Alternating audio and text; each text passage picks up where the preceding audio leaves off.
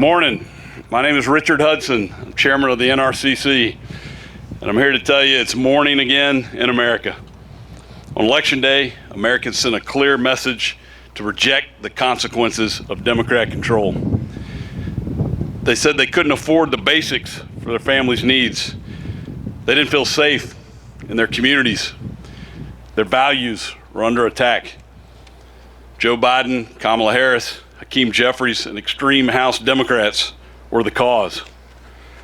Donald Trump and House Republicans are the solution. That's why voters delivered House Republicans a majority and sent Donald Trump to the White House in a landslide. I'm proud to have led the NRCC to achieve this victory. Even after Democrats spent $550 million spreading lies about House Republicans, we went on offense and flipped seats from Pennsylvania to Michigan to Colorado and beyond. The American people saw through the Democrat lies because Republicans had better candidates and a better message about what we would do to improve their daily lives. Though it was my honor to lead our successful effort to hold the House at the NRCC, I didn't do it alone. House Republicans bought into the plan. We had record member participation from across our conference, and our entire incredible leadership team worked together to make it happen. I'm especially grateful of our team leader, Speaker Mike Johnson, whose dauntless energy and hard work are the reason we're here, raising $27 million directly to the NRCC and traveling to countless cities and over 24 states to help our candidates. Thank you, Mr. Speaker. You've earned the gavel, Mr. Speaker, with your long days on the road, little sleep, and relentless optimism. Now, with Donald Trump as president, Mike Johnson as speaker, and a new Senate majority, Republicans will have unified government in Washington for the first time since the beginning of President Trump's first term. And what did we do together during that first term? We passed historic tax cuts that led to the greatest economy in a generation. We supported border security legislation and building the wall, leading to historically low illegal crossings. We rebuilt our military and pursued a foreign policy that led to peace and stability around the world. We had energy independence for the first time. Kamala and extreme Democrats, right on cue, broke it. You broke it. Now Republicans have a mandate to fix it.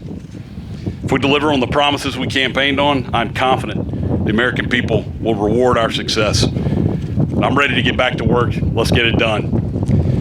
And now I'd like to introduce our Majority Whip, Mr. Tom Emmer. I guess he's happy that I'm going to speak. You don't get that every day, Mike. Well, actually, I do. Yeah. That is true, every day.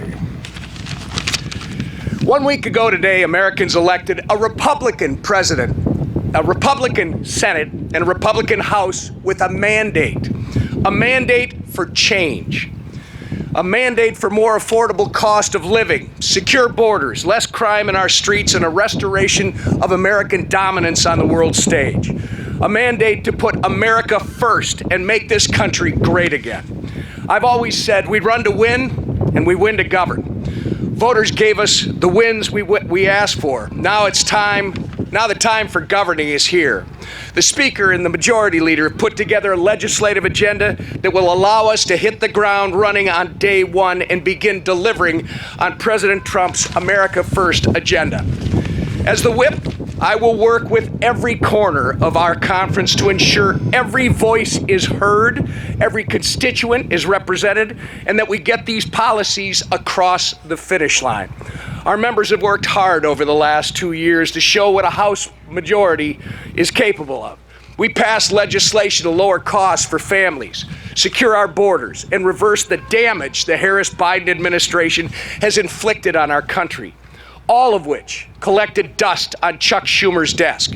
But now that we have the trifecta, it's finally time to counteract the Democrats' negligence once and for all by turning our agenda into law. And I have no doubt that this House Republican team will get it done. The time for failed policies that have wreaked havoc on hardworking Americans for the last 4 years is over. The time for proven leadership is now. And with that, I turn it over to one of our proven leaders, our majority leader, Steve Scalise. Thank you, Whip.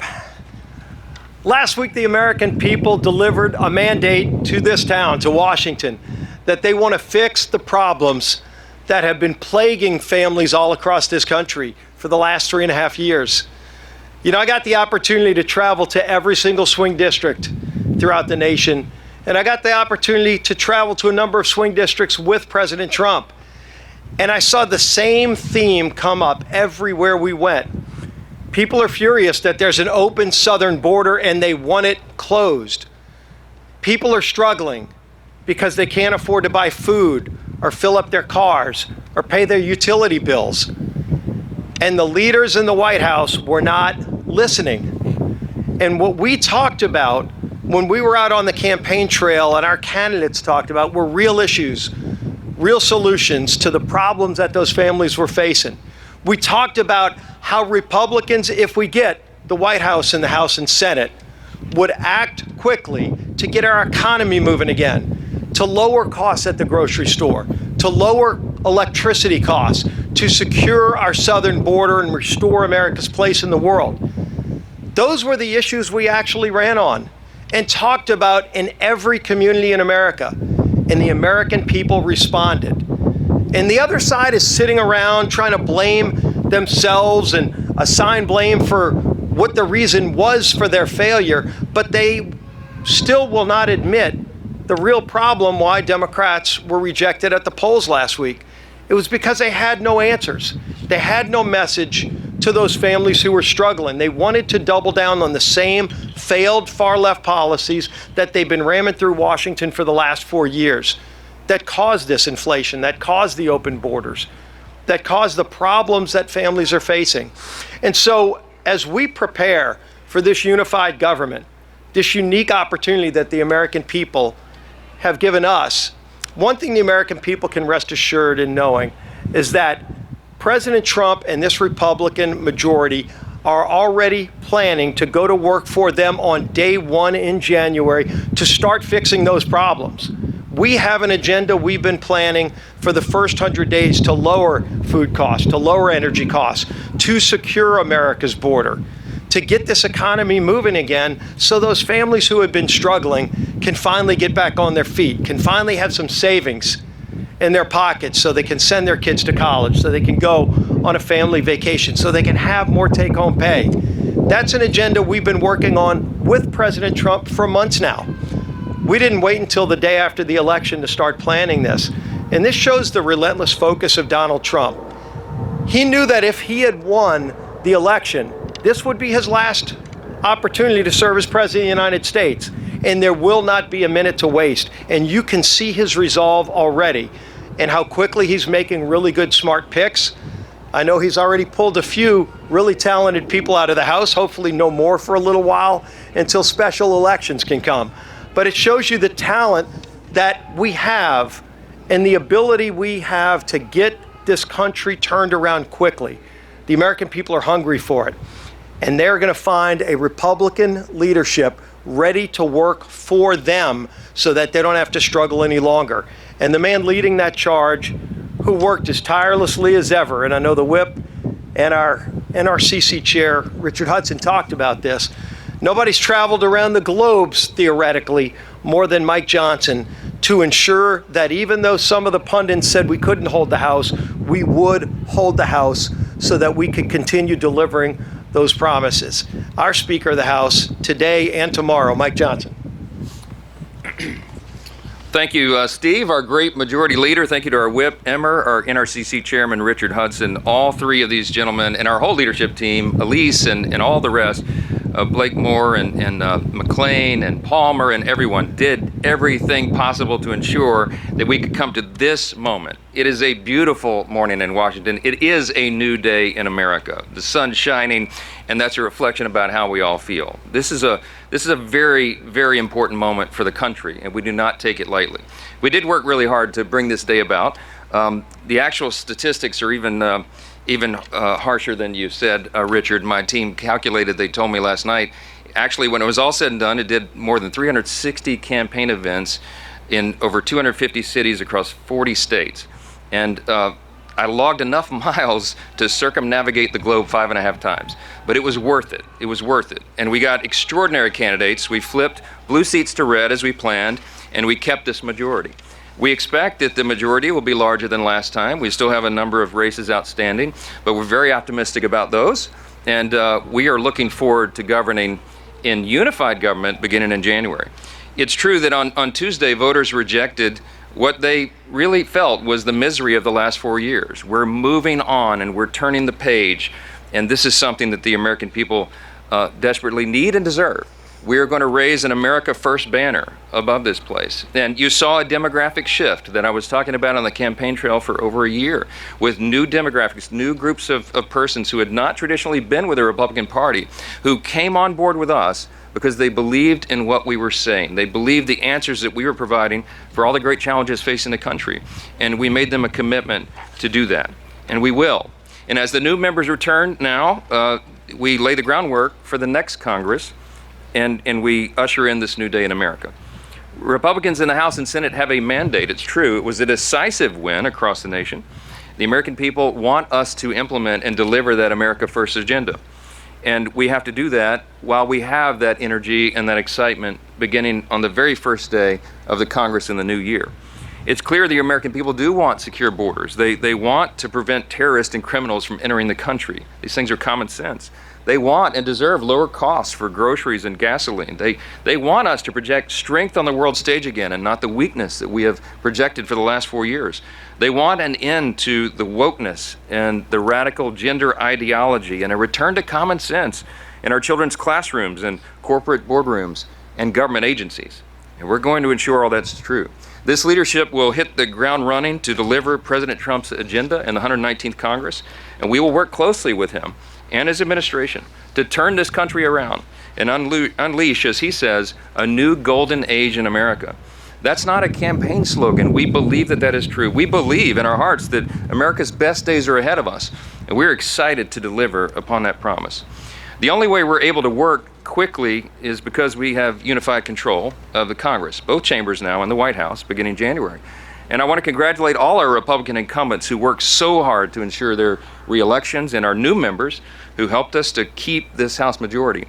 Especially a couple of new members that flipped districts from red to blue. People like Tom Barrett and Ryan McKenzie, Rob Bresnahan, Tim Moore, Addison McDowell, Brad Knott, Gabe Evans, from different states around the country who worked really hard to ensure that we could have Republicans return to those seats.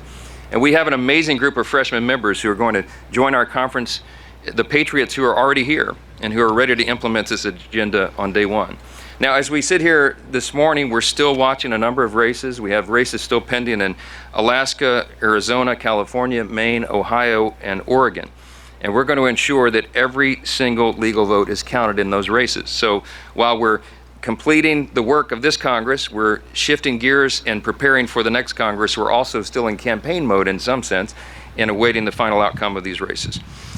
Looking ahead over the past year, I've been working with our committee chairs and our Senate colleagues to lay the groundwork for this America First agenda. It will grow our economy and reduce inflation. It will secure our borders. We will restore America's energy dominance once again. We'll implement educational freedom, and we will drain the swamp. And that's just the beginning of the agenda. This leadership team standing behind me has been preparing for this moment, and we are ready to deliver on America's mandate in the next Congress. When President Donald Trump won the presidency in 2016, we all look back and recognize that the Republican Party was not fully prepared for that moment, and precious time was wasted in the beginning of that Congress. I know it well because that was my freshman year in Congress. We began in 2017. We are not going to make those mistakes again. We will be ready on day one. We are prepared this time. And as we wind down the 118th Congress, we'll be ready to take the ball and run full speed in the 119th Congress that begins in January. With that, if you have a few questions, I'd be happy to answer them. Chad.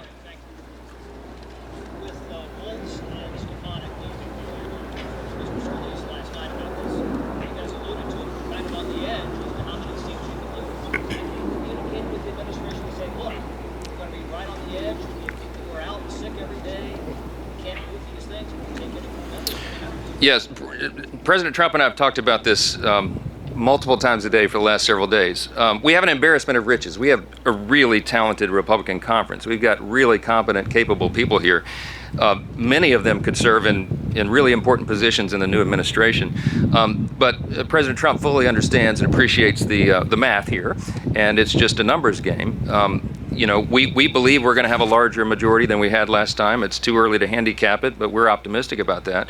But every single vote will count, because if someone gets ill or has a car accident or a late flight on their plane, that it affects the votes on the floor. So I think he and the administration are well in tune to that. I don't expect that we will have more members leaving, but I'll leave that up to him. But yes, are we talking about it? Yes, all the time, and he fully appreciates that. Let me go over here. Yes, ma'am. Yeah.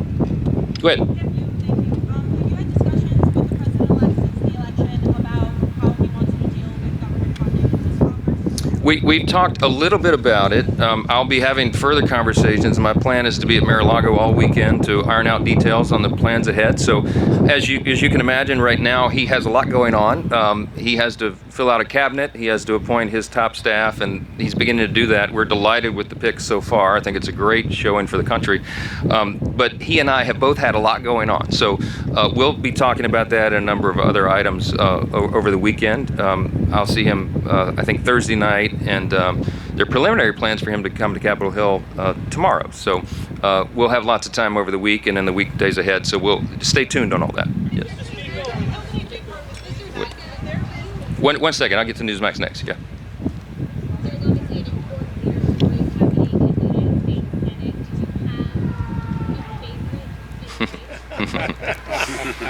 The question was, do I have a favorite in the race for Senate leader on the Republican side? They're all my favorites. How about that? Look, I think there's some really qualified candidates over there. All three of these gentlemen are friends. I'm not going to put my thumb on the scale on that. I got enough to manage over here. But whomever is ultimately elected the new leader, we look forward to working with them beginning immediately. And I have been working for a long time, over almost a year now, with the previous Senate leadership and with the leaders of the key committees over there. Our teams working together methodically, deliberately, consistently to prepare for the eventuality that we now see. We really believed. It wasn't just, oh, they were making fun of the speaker, oh, his sunny optimism, he thinks he's going to win. I really believed from day one, I believed it in my heart that we would win unified government. I knew that the people were disgusted really with the direction of the country. I was feeling it as I was going out traveling around the country. I mean, I went coast to coast, north, south, east, west. That energy was out there. I don't think the polling was fully measuring that. And I was gauging that off my own observation everywhere I went in the country. So this was not a surprise to us, and we've been prepared for it, and we look forward to whomever's elected leader to go forward. Newsmax is next. Yes, ma'am.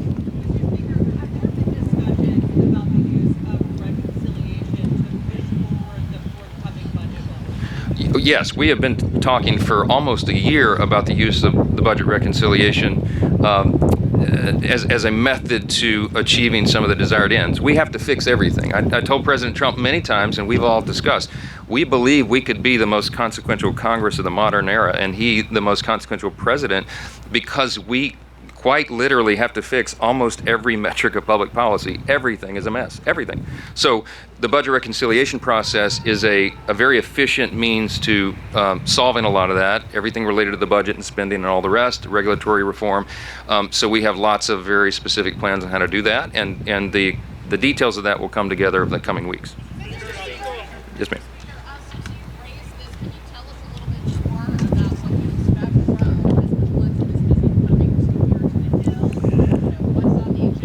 Well, I'll say the tentative. I didn't intend to break this as news this morning, but since I said it, I invited. President Trump is going to meet with President Biden at the White House, and so it was suggested. In fact, I think he said it first before I did, but that he wanted to come and visit with House Republicans. So we're working out the details of him gathering with us potentially tomorrow morning before he goes to the White House, and that would be a great meeting and a moment for all of us. There's a lot of excitement, a lot of energy here. We're really grateful for President Trump leaving it all on the field to get reelected. He quite literally did. I mean, they scheduled him almost every hour of every day for months on end. And he did that, and that's what inspired his stamina. Inspired so many of our candidates and incumbents around the country to go and give more and do more and leave more on the field because he was doing it. And I think the American people appreciate that. I think that's reflected in the mandate that he was given, winning the popular vote and the Electoral College decisively. And we're excited about that, to celebrate that moment with him, as he certainly deserves it. Maybe one more. Yes, ma'am.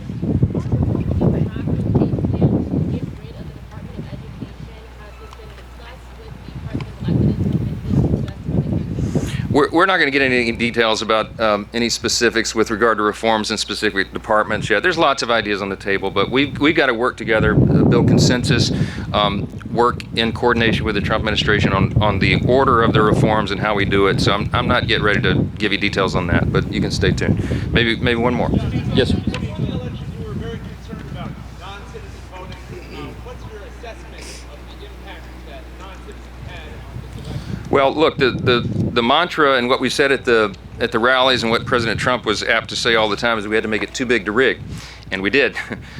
Look, we know for a fact, it is a fact, that non-citizens voted in some places around the country because they were signing up to vote and they were defying federal law, but the states were not enforcing the requirement that there be proof of citizenship before they sign up. So I am grateful to tell you, and I said this on the campaign trail for a year, that I had confidence that because of the chaos that was related to the 2020 election, most of the states got busy. To their credit, the legislatures in the states got busy and passed legislation to shore up their systems in states around the country. I mean, there were hundreds of pieces of legislation that were passed, duly enacted, signed into law by the governors that shored up those systems and made sure they would be more secure.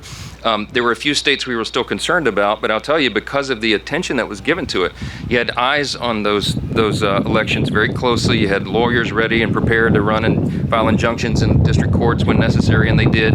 You had poll watchers and precinct captains, and some of those are still working right now. There'll be recounts in a couple of these races. They'll be very closely monitored. I'm happy to report to you that because of all the emphasis we placed on that, and because of all the attention the American people put on it, that I think we were able to limit to a high degree the amount of fraud and irregularity and many of the things that concerned all Americans after 2020. So that's a good sign. It's another hopeful reason, another thing to celebrate about our new day in America. So thank you all for being here this morning. We're really grateful to get to work, and that starts right now. Thank you.